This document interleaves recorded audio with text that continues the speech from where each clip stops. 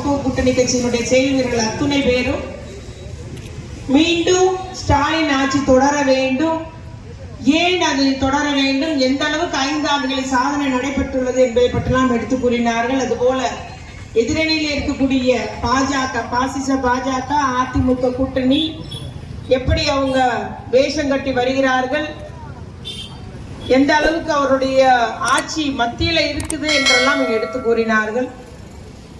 பாஜக அரசை பொறுத்த வரைக்கும் கடந்த பட்ஜெட்ல 1 பைசா கூட நமக்கு ஒதுக்கீடு செய்யல, தேர்தல் ஆண்டேன்னு சொல்லி கூட அவங்க ஒதுக்கீடு செய்யல.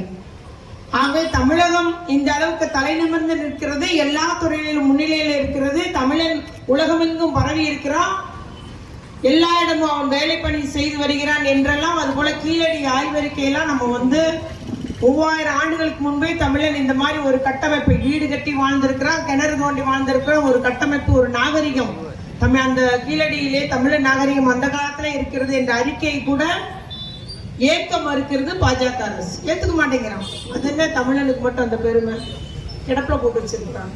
நம்மளும் நம்முடைய முதலமைச்சர் அத்தனை அழுத்தம் கொடுத்தாரு, கிடப்புல போட்டு வச்சிருக்கிறாங்க. அதே போல 5000 ஆண்டுகளுக்கு முன்பே தமிழன் இரும்பாலான ஆயுதத்தை உபயோகப்படுத்தி இருக்கிறான். அது நமக்கு நம்ம மாவட்டத்தை சார்ந்த சிவகலையில ஆதிச்சநல்லூர்ல அந்த ஆயுதம் கிடைத்தது. அதையெல்லாம் சொல்லும் போது இரும்பை உருக்கக்கூடிய அந்த டெக்னாலஜி, அந்த காலத்துல இரும்பாலான ஆயுதம் தமிழர் உபயோகப்படுத்தி இருக்கிறான் என்பதை நம்ம சயின்டிபிக்கா ப்ரூவ் பண்ணி அனுப்பினாலும் அவன் ஏத்துக்கவே இல்லை. அப்படியே கடப்புல போட்டுருக்க, இன்ன வரைக்கும் தரல. ஞாபகம் வச்சுக்கோங்க, இவங்கதான் தமிழ்நாட்டை காக்க போறேன்னு சொல்லிட்டு வேஷம் கட்டி பசுத்தோல் போர்த்திய புலியாக வருகிறார்கள். நாம் மிகவும் கவனமாக இருக்க வேண்டும். எல்லா இடத்துலயும் அகழ்வாராய்ச்சி நடத்த வேண்டும் என்று நம்முடைய தமிழ்நாடு அரசு திட்டம் போட்டு அதுக்கு நிதி ஒதுக்கீடு செய்தது. பட்ஜெட்ல ஒரே உத்தரவு ஒன்றிய அரசு சொல்லிட்டு எங்கேயும் நடத்த வேண்டாம்ட்டாங்க. அப்புறம் நம்முடைய முதலமைச்சர் 7 இடங்கள்ல அழுத்தம் கொடுத்து கடிதம் எழுதிய பின்பு தேர்தல் வருகிறதுன்னு கடந்த தேர்தல் அறிவிப்புக்கு முந்தின நாள் அறிவிப்பு வருது, 7 இடத்துலயும் அகழ்வாராய்ச்சி பண்ணலாம். அந்த அளவுக்கு தமிழருடைய, தமிழ்நாட்டின் மீது, தமிழ் மக்கள் மீது, தமிழ் மொழியின் மீது, தமிழ் இனத்தின் மீது வெறுப்பு கொண்டவர்களாக ஒரு வெறுப்பு அரசியலை கொண்டுள்ளது பாஜக பாசிச ஆட்சி என்பதே, அந்த கட்சி என்பதை நான் இங்கு ஆணித்தரமாக எடுத்து சொல்றேன். ஆக இதே எடப்பாடி அவர்கள் 2021 2 பேரும் சேர்ந்துதான் எலெக்ஷன் சந்திச்சாங்க. இதே பாமக, இதே பாஜக, இதே அதிமுக. 2021 திராவிட முன்னேற்ற கழக கூட்டணி தான் வெற்றி பெற்றது. இதே மதசார்பற்ற முற்போக்கு கூட்டணி கட்சி தான் வெற்றி பெற்றது. இப்பொழுது நம்முடைய முதலமைச்சர் அவர்கள் ஒரு வலிமையான கூட்டணி அமைச்சிருக்காங்க, ஒரு பலமான கூட்டணி அமைச்சிருக்கிறாங்க. புதிதாக நம்முடைய கூட்டணியிலே தேமுதிக வந்திருக்குது.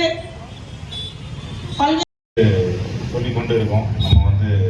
நம்ம கூட்டணி கட்சி சார்ந்தவங்களும் சரி, நம்ம மாநில பேச்சாளர் சரத்பவார் அவர்கள்ட்ட பல்வேறு கருத்துக்கள் போய் கொண்டு இருக்கு. ஒரு சில கருத்துக்கள் நீங்கள் நடக்கும் சூழ்நிலை உங்களுக்கு நல்லா தெரியும். தூத்துக்குடி மாணவரும் பல்வேறு முயற்சி, தமிழ்நாடு முழுவதும் நல்ல வளர்ச்சி பெற்றாலும் தூத்துக்குடி மாணவர் நல்ல வளர்ச்சி பெற்றிருக்கு. குறிப்பாக இன்று தேர்தல் வந்தாச்சு. கடந்த 5 ஆண்டு காலம் தமிழகம் முழுவதும் திராவிட மாடல் ஆட்சிக்காரில் தமிழகம் முழுவதும் சிறப்பான வளர்ச்சி, அதில் தூத்துக்குடி மிகப்பெரிய வளர்ச்சி.